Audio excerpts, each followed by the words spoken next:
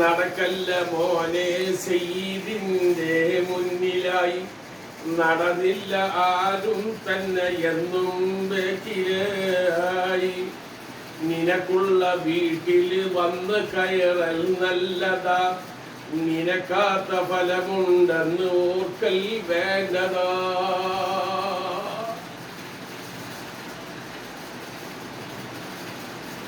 മൈമന കേട്ടോ ഞാൻ പറഞ്ഞത്?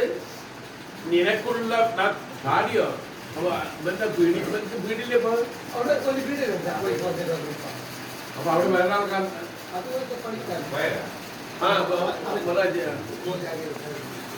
പറഞ്ഞു കേട്ടോ.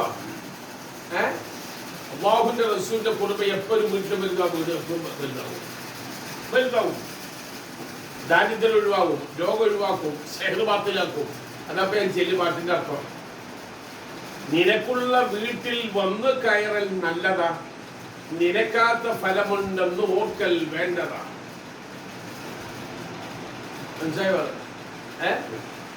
അയാൾക്ക് തന്നെ പണി മാസം എല്ലാ മാസവും ഇങ്ങനെ വരിക പണിയില്ലേ. എന്റെ ഒരു നേരത്തെ ചോറ് പോയി. അയാൾക്ക് എല്ലാ മാസവും വല്ല പണി ഒരു നേരത്തെ ചോറ് കൊടുക്കണ്ടേ പണ്ടാർക്കത്ത്.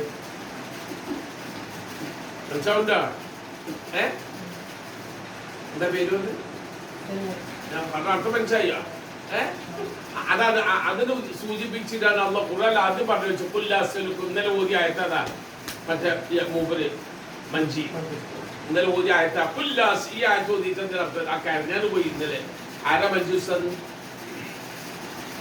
എന്താ പറഞ്ഞാല് തങ്ങളുടെ മുമ്പിൽ ഞാൻ പ്രസംഗിക്കില്ല. ചോദിച്ചു ഇന്നലെ ഞാനാ വേണം പറഞ്ഞേ. ഞാനത് റിസൂൾ ചെയ്ത് കൊടുത്തു. അതിന് വേണ്ടി മാത്രം വന്നതാ. പിന്നെ ഇവിടെ വന്ന മൈമൂലാന്റെ ഒരു പിടി ചോറ് വെച്ചിരിക്കലേ റസൂലുള്ളാഹിക്ക് പിടുത്തന്റെ അവിടെ